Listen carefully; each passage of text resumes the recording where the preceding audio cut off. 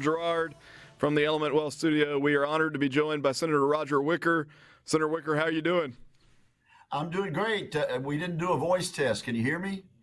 I can hear you great. Okay, good, great. Glad to be with you. Thanks for the invite. Absolutely. So over the weekend, we saw that Russia escalated attacks across Ukraine. I know this is something that you've been really involved with and have been a leader on. Talk about what it means as we see Vladimir Putin presumably getting more desperate, and as a result of that desperation, in many ways more violent, particularly towards civilians now. Okay, well, let me start my answer by pointing out what I'm wearing on my lapel. I've got my Senate pin, which we're required to do here to get into certain places on Capitol Hill. But then right above that, I have the American and the Ukrainian flag. I've worn this flag on my lapel every day that I've worn the lapel since February 24th. So I would make this point to begin answering your question, and that is that it is absolutely in the national security interest of the United States and every American for Vladimir Putin to lose this war and for the free people of Ukraine to drive the Russian invaders out. So to me, when someone as egregiously tries to avoid the rules-based order that has kept us pretty much peaceful for the last 70 years, he needs to be taught a lesson. And of course, Russia is losing this war. The tide has turned. The Russian people are not behind Putin. And so one of the great success stories in the last week was the bombing of this bridge that the Russians just built after they illegally annexed Crimea. And the Ukrainians were successful enough to hit the bridge with a bomb carried by a truck, we think. And so in retaliation for this attack by Ukraine on a strategic military target, the response of Vladimir Putin has been what he's done for a lot of this war, and that's to attack innocent civilians, their ability to get out in public, school children, and the ability of the Ukrainian people to have power and heat and air conditioning. So it is an escalation. I think the result has been that the European neighbors are now even more determined to help the Ukrainians drive the Russians out. Long answer, but I think it's a pivotal turning point. But it indicates to me that Vladimir Putin is attacking non-military targets because he's losing the military part of this. I think there are some on both the left and right, and I don't actually think it represents a majority of our country, but there are some that look at the situation in Ukraine and they say, well, that seems like a dispute that is none of our business. Or they're quick to say, there are so many things going on in our own country, we shouldn't be supplying aid to Ukraine because there are bigger priorities at home. I want to double back to something that you led with and maybe get you to expound on a little bit. Vladimir Putin doesn't just represent a threat to Ukraine, right? He represents a threat to the entirety of Europe and, by extension, the entirety of the world. Am I overstating that? I think you're absolutely right, Russ. Yes, no question about it. We have gotten to the point in this world where it is unusual for a neighbor to invade another neighbor because we have agreements. We're going to respect borders and we're going to respect the wishes of the people. And you never see a democracy or a republic or a country in which there's even a constitutional democracy or a constitutional monarchy invade another country. It's always a dictator and it's always bad news. And to the extent that we live in a prosperous world and we Americans are able to enjoy the level of the good life that we have, it depends on the rules-based order sticking and being consistent and observed around the world. So, yeah, what China is doing threatening to do with Taiwan and what Russia has very unwisely done absolutely affects us, and in my judgment, and we can take care of the economy here in the United States and also have a strong national defense at the same time. We can walk and chew bubble gum at the same time. And some of that risk with Putin is if you allow him to advance into Ukraine unabated, then Finland's next. And then who's after that, right? And so it has struck me, because I'm one of these guys that is largely reticent to the idea of American intervention in foreign disputes. But there are certain threats that, if you do not push back at the beginning stages, result in much bigger trouble down the line. And that's been my read of this one. I'm curious what you think about the Biden administration's response. Obviously, the president made news talking about nuclear Armageddon, which to me seemed reckless and shouldn't have been said. But I'm curious what you think about the Biden response. I think the Biden response is just a follow-on to the signals of weakness that we've had ever since the debacle in Kabul, Afghanistan.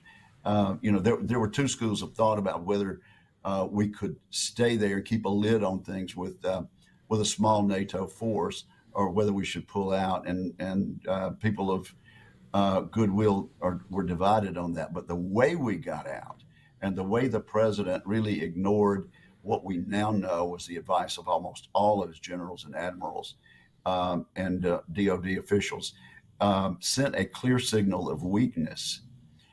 And so we've been frustrated at that. I think it has made China emboldened. I think it sent a signal to Vladimir Putin that he could embark on the war crimes that he has.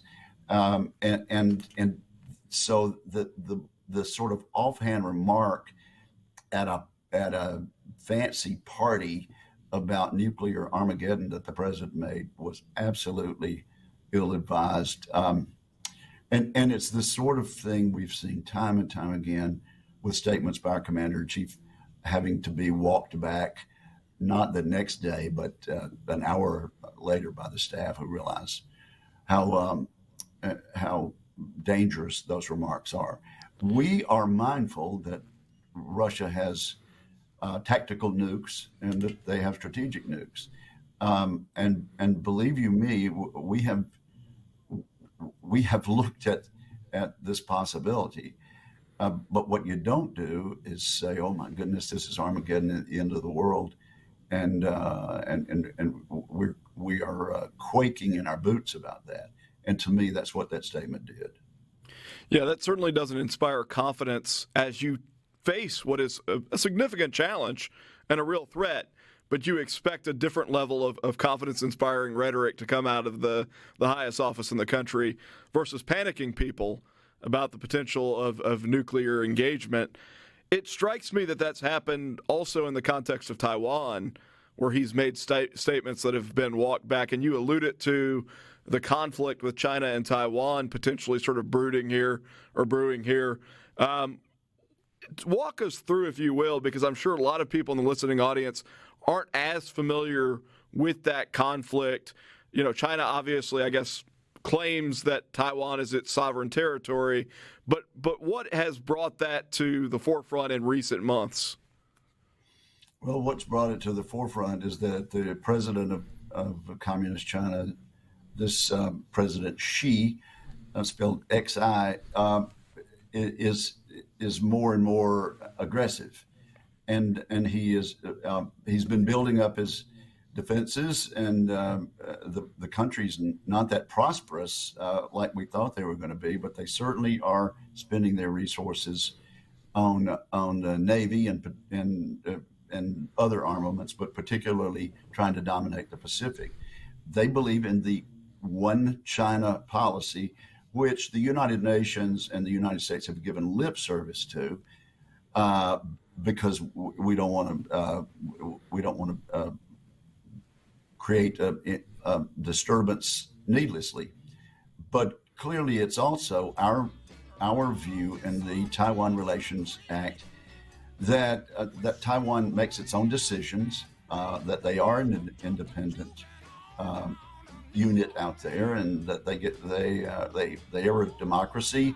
They're the kind of place where once you have an election like the United States, you don't know who's going to win till they count the votes, unlike Russia and Iran. And we need to do everything we can to keep the peace in the Pacific. And I think the way you do that is be strong. And so our Navy is not adequate really to the task out there, and we've got some building to do. And when Absolutely. I move into a leadership position later on this year in the Armed Services Committee, I hope one of the things we can do is be stronger. Let's talk about that with our arms when we come back. War. We'll be back in just Russ Latino guest hosting. Happy to be joined by Senator Roger Wicker. Senator Wicker, before we went to break, we were talking about some of the turmoil across the globe, the Russian-Ukrainian conflict, obviously a growing sense of escalation between China and Taiwan that represents a national security threat to the United States as well. I just, for one thing, I want to tell you that I'm glad that there are folks like you that are serious-minded people that are being thoughtful and approaching what are serious challenges across the globe, because I think it's dreadfully important in a time where it feels like we are weaker than what we should be on the national stage, that there are people who are thinking that way. So I appreciate that. Thank you, Russ. And Ronald Reagan believed in peace through strength, and he achieved that. And to me, we need to return to that philosophy, peace through strength of Reagan. I wanted to, if you're open to it, shift gears and talk a little bit about the elections that are coming up. Obviously, you were the head of the NRSC in a period of real success. And I am curious what your thoughts are as we head towards midterms. Do you see a path where Republicans regain the Senate? Well, I do, but look, I'm going to shamelessly plug something that I've been working on. This is a book by Senator Tim Scott, and he is running for re-election this year in South Carolina and will be re-elected almost certainly. He's going to make a presentation at the University of Mississippi Gertrude Ford Center on Friday afternoon, ushering in the Declaration of Independence Center, where we're going to study, have a minor at a major university, the first in the country, studying Declaration of Independence thought. That's 4 p.m. Friday, and I would hope that the press and the people in Mississippi would come and be part of that. Regrettably, Tim's going to have to appear remotely because he's come down with COVID. But it's a big announcement and a big step for a major university to put in their philosophy department a course of study that says what we did in 1776 and 1787 was special, and it's a good thing to celebrate and challenge those people who don't believe in what we were doing. Now, to answer your question about the election, yes, I think the response of the American people is going to be to reject Joe Biden and his policies and the policies implemented by the Democratic majorities in the House and Senate. Well, Twofold response on my part. One, glad Tim Scott is involved because I think he's incredible. I've been a big fan of him for a long time. Two, a question for you on the elections. What are the biggest races in the country right now where you see the opportunity for Republicans to gain a seat that would give you the majority? I think we've got a reasonable chance, and in 4 states. I think we've got a good chance in New Hampshire, Georgia with Herschel Walker, out in the state of Nevada with Adam Laxalt, and in Arizona. We have other longer shots, maybe in Colorado and the state of Washington. But here's the key issue, Russ.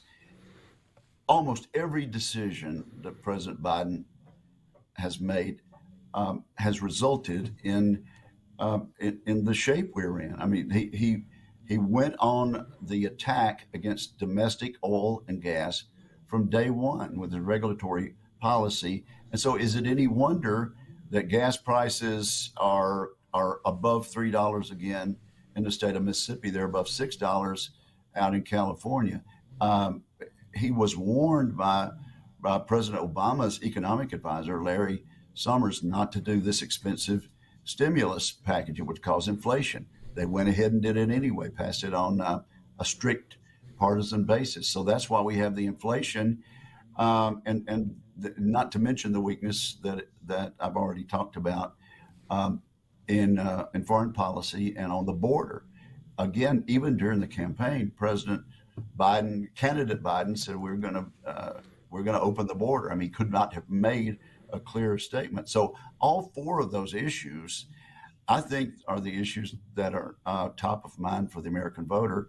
And I think they're going to decide we need at least some counterbalance to these policies coming out of the White House. And the last thing we need is a majority in the Senate and a majority in the House that are going to continue to rubber stamp these Biden policies. What do you see as the biggest challenges? Is it Pennsylvania? Is it Wisconsin? Well, I see we hold all of the seats that we have. In Wisconsin, this is the third time Senator Ron Johnson has run. He's won both times before, and I can tell you the last time was 6 years ago when I was chairman of the committee, and he never was ahead in any of the polls. He's actually a bit ahead this year, so I feel real good about that. And again, he is running against someone who would absolutely be a rubber stamp for all of these wrong-headed energy and national security and border security policies that President Biden has. And I see us coming from behind quickly in Pennsylvania against probably the most left-wing candidate that Pennsylvania has ever nominated, this Fetterman, lieutenant governor, who's really never held a job, lived with his parents till he was almost 50. And suddenly he's the best the Democrats can put forward against Dr. Oz in Pennsylvania. So really, I think the American people are going to say, we have a choice. Do we continue with these failed policies that have given us huge inflation, high gas prices, and a weakened national presence, or do we vote for some folks that are going to try to stand up to those policies? Yeah, at least with Fetterman, I don't know that I've ever seen anybody run for the United States Senate in a hoodie, so that's a first. But I'm pretty sure he doesn't own a tie. It strikes me that that's okay. A lot of people don't own ties, but he is absolutely further to the left than Bernie Sanders, elected as a socialist candidate. It's the policies he would vote for that are even more out of the mainstream than the hoodie he wears. Than his attire? That's an excellent point. It strikes me that, obviously during election season, the natural tendency is you gravitate back into your party. They're going to be talking points that both sides use. But outside of election season, when things actually get done, that there used to be at least some appetite to find common ground and accomplish things in D.C. It feels like that has, in a lot of ways, dissipated or been eroded. Am I overstating the level of animosity in D.C. or the atmosphere?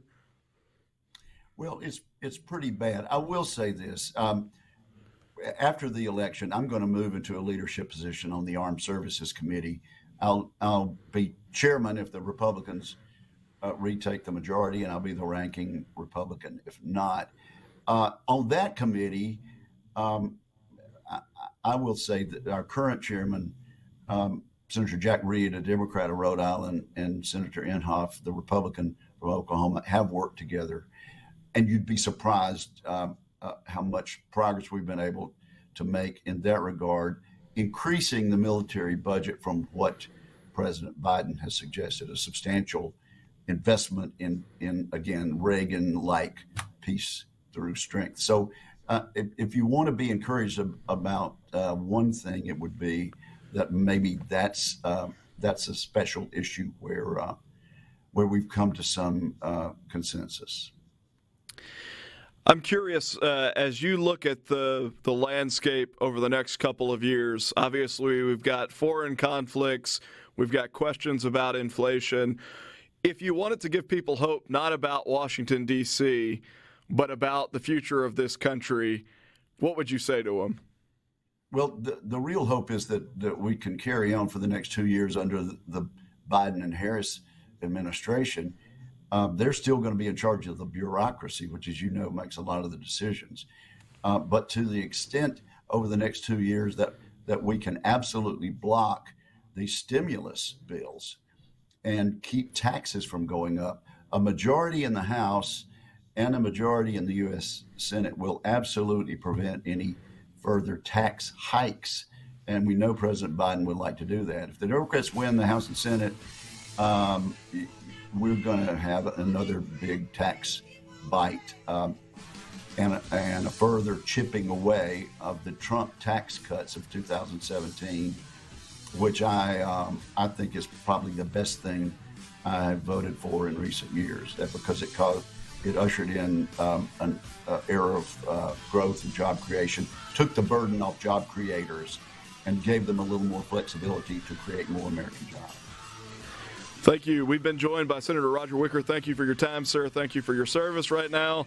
You're listening to Middays with Gerard Gibbert, Russ Latino guest hosting from the Element Well studio. We'll be back in just a moment.